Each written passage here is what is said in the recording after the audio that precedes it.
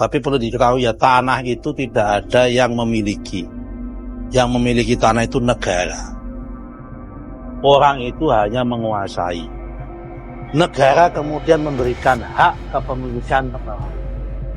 Jadi nggak ada istilah tanah kalau belum ada SHM-nya itu dia memiliki, nggak ada. Oh, ini tanahnya mbah saya, leluhur saya. Saya mau tanya, emang mbahmu leluhurmu dulu bisa membuat tanah? Nggak bisa membuat tanah. Oh, saya terkejut bahwa Nusron Wahid memiliki pandangan yang sangat tidak masuk akal untuk merampas tanah rakyat. Dia menyatakan bahwa rakyat hanya memiliki hak untuk menggunakan tanah dan berkomentar, sebenarnya semuanya adalah tanah negara.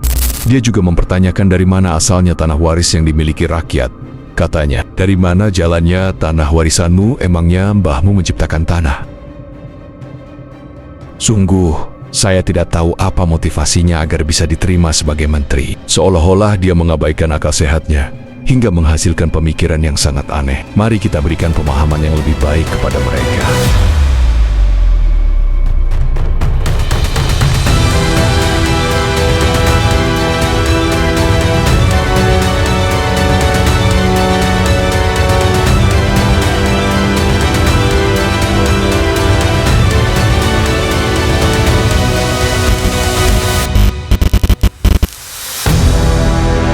Terdapat dua syarat utama untuk membentuk sebuah negara.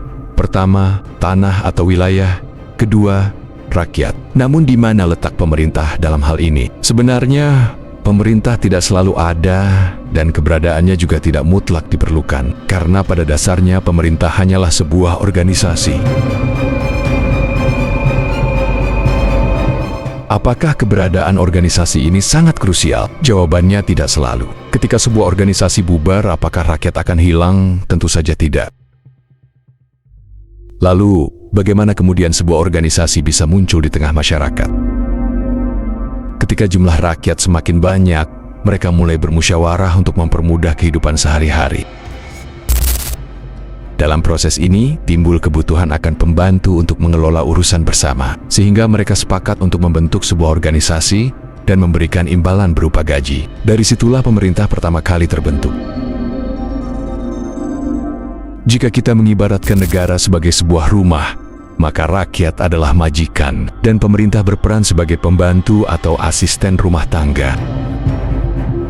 Pertanyaannya, apakah keberadaan asisten rumah tangga itu diperlukan? Tentu saja, karena mereka dapat membantu mempermudah kehidupan kita sehari-hari. Namun, apakah kita akan mati atau tidak bisa makan jika pembantu tidak ada? Tentu saja tidak. Kita masih bisa memasak sendiri atau membeli makanan dari luar. Begitulah peranan pemerintah di tengah masyarakat. Masalahnya, banyak pelayan di negara kita yang dari awal sudah menunjukkan sifat yang licik, sehingga mereka sering menyamakan pemerintah dengan negara. Inilah awal dari kesalahpahaman yang membuat mereka berpikir, berarti tanah negara adalah tanah pemerintah.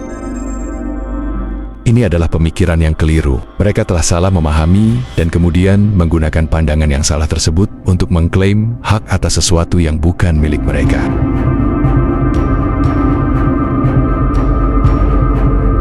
Jadi, penting untuk Anda ketahui bahwa pemerintah dan negara itu adalah dua hal yang berbeda. Untuk memperjelas pemahaman ini, kita akan menggunakan istilah dari bahasa Yunani, karena Yunani merupakan pusat filosofi dunia, dan banyak konstitusi negara di seluruh dunia diambil dari pemikiran mereka. Dalam bahasa Yunani, istilah untuk negara adalah chora. Chora berarti tanah atau wilayah tempat tinggal manusia, yang dapat diartikan sebagai rakyat, kampung halaman, atau negeri. Jadi, ketika ada puisi yang menyebut negeriku yang hijau dan subur hiasan khatulistiwa, itu merujuk pada wilayah kelahirannya atau kampung halamannya. Jadi, jangan bayangkan pemerintah seperti yang ada di Indonesia, yang diisi oleh sosok-sosok seperti Nusron, Sri Mulyani, omong-omong dan para tikus lainnya yang dapat merusak keindahan puisi tersebut.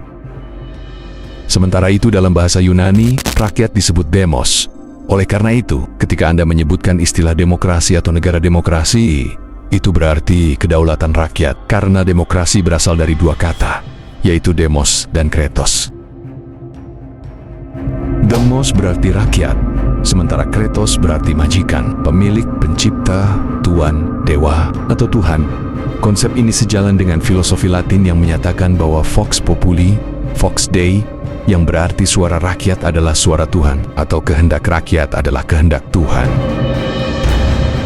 Jadi, jika kita mengibaratkan negara sebagai sebuah rumah, maka rakyat adalah penciptanya. Sementara itu, pemerintah dalam bahasa Yunani disebut kivernisi, yang berarti pelayan administrasi atau pembantu rakyat. Oleh karena itu, istilah pemerintah itu sendiri bisa dianggap keliru, karena secara harfiah berarti orang yang memerintah.